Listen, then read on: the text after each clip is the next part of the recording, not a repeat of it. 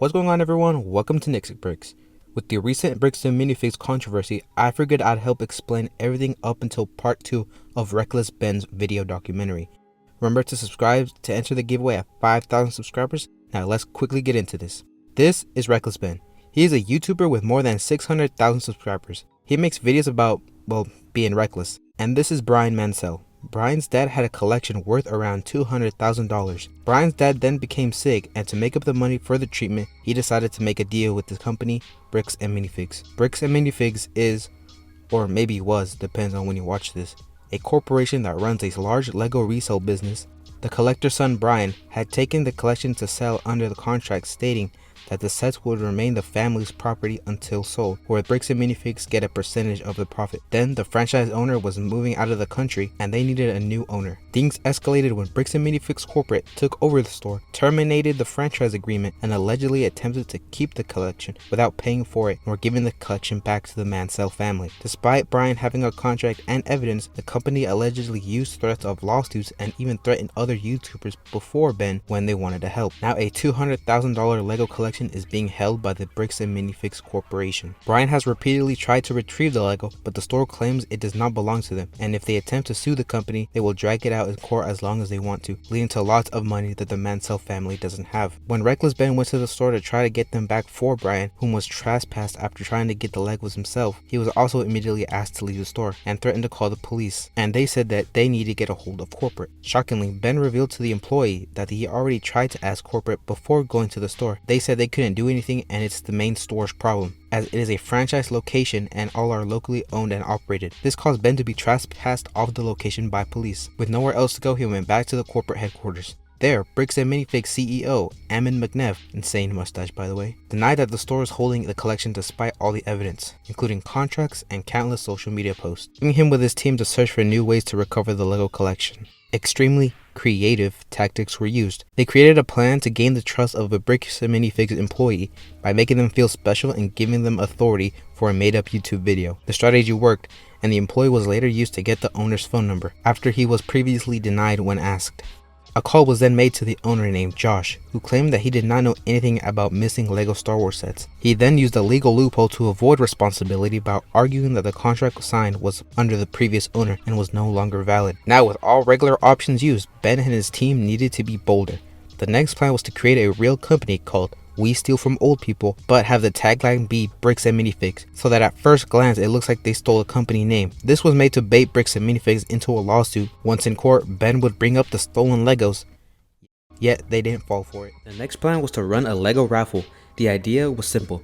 Because raffles are regulated under state law, any interference could potentially become a criminal matter. A Lego set from Brian's inventory was worth $1,000 and was offered as the prize. But when Bricks and Minifigs allegedly refused to give the winner, accusations of a crime then followed. The police then struggled to determine who had committed a crime, and one officer was accused of trying to cover up the situation. He didn't believe that the paperwork was real, but still refused to look at it. One officer eventually agreed that a crime may have occurred after reviewing the raffle paperwork. Then another officer whispered something to him that made the officer stop asking about it. After that, they still threatened to arrest Ben and his team. After this, store owner Josh called Ben. He demanded that Brian was to write a written apology letter and to remove all the negative comments on social media and replace them with positive reviews, and only then would he give his dad's Lego collection back. Brian believed it was a trap designed to provide the company with a legal defense in case it went to court. To test this theory, Ben suggested an apology video instead, leading them to create a deep fake apology video which cannot be used as evidence as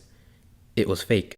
Josh then wanted them to apologize to Amanda, the employee from the beginning, but she then called the cops. Ben viewed this as an attempt to get him arrested by Josh, but the cops never showed up. Josh led them on for more than a week, letting Ben think he was finally going to get the Legos back. Bricks and Minifigs retracted the deal and say they would not return the Legos at all, because they never made peace with Amanda, who continued to call the police and refused to cooperate. Then it was revealed that Ben made a contract and got Amanda to sign it by disguising his friend as a delivery man and getting her to sign for what she believed was a real package. The contract made it so Ben cannot be trespassed and requiring Amanda to pay $5,000 in liquidated damages for each time she called the police on Ben. And before you ask if that's even legal, yes, it's called the duty to read contracts law for anyone interested. At the same time, Josh changed the story. He now claimed that Bricks and Minifigs never possessed Brian's Legos in the first place, despite earlier statements suggesting that they would be returned. Ben considered taking Josh to court, and Josh allegedly responded by threatening to publicly accuse Ben of stealing the Legos if a lawsuit was filed. Small claims court was considered an option, but doing so would limit the recovery to $10,000, far short of the collection's $200,000 value. To work around this limitation, a new strategy emerged, creating multiple victims who would each bring separate legal claims. Brian then sold his inventory to Ben and his team, as technically they are still his, with purchases notarized to strengthen legal evidence. Brian was asked to lend the money to those making the purchases because the credit cards and loans were used to come up with the money to buy them. This allowed everyone to repay the banks before any interest accumulated. The strategy eventually led to a small claims lawsuit against Bricks and Minifigs. When the company failed to respond, they won by default, forcing Bricks and Minifigs to pay up. However, the next day the store permanently closed, making it much more difficult to hold them financially accountable. Customers reported unfilled birthday parties and negative experiences after they failed to notify customers or update the store status on maps. A sign placed outside the store quickly went viral on social media. You most likely saw this online. Although the court victory was achieved, the store closing down prevented Ben from getting collection of damages. As a result, he decided to personally sue owners of the franchise location, Joshua Johnson and Brandon Best. However, Ben was required to have a good faith conversation with them if he wanted the lawsuits to be accepted. When he tried to have a conversation with Josh, the police appeared at his house before Ben could even approach him. And after leaving, Ben's driver was pulled over for running a stop sign, with the body cam footage proving that this did not happen. It was just an excuse to issue a trespass notice to them. Meanwhile, the case against Brandon Best was accepted after trying to have a good faith conversation, which he just stood there while Ben talked. He didn't say anything. Oh, he also got the cops and got trespassed. Later that day, Ben and his team was pulled over because the police received a call that they had illegal substances on them. And after searching for 2 hours and failing to find any evidence, it was assumed that the police needed them to make a false confession, as most of the audio of the body cam was redacted.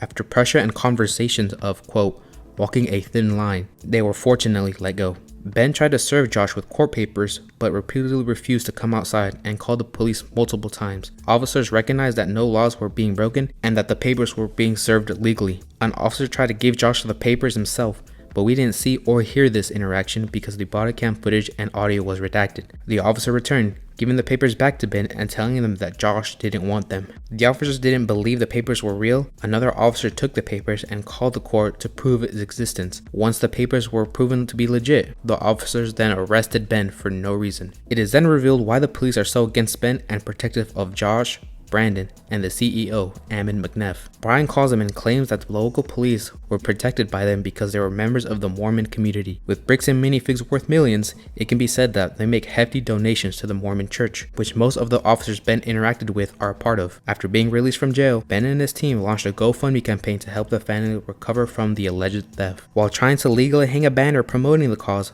one of Ben's friends named Sheldon was arrested after allegedly attempting to lock his phone before surrendering it to the police, accusing him of destroying evidence. This is when Ben called the police department and said that they mistakenly made some redactions to the audio that didn't need to be redacted because another officer's audio wasn't redacted, which proves that the officers didn't think what Ben's team was doing was illegal. Of course, they didn't think it was a mistake, and all the work was valid under the Utah State Code, apparently.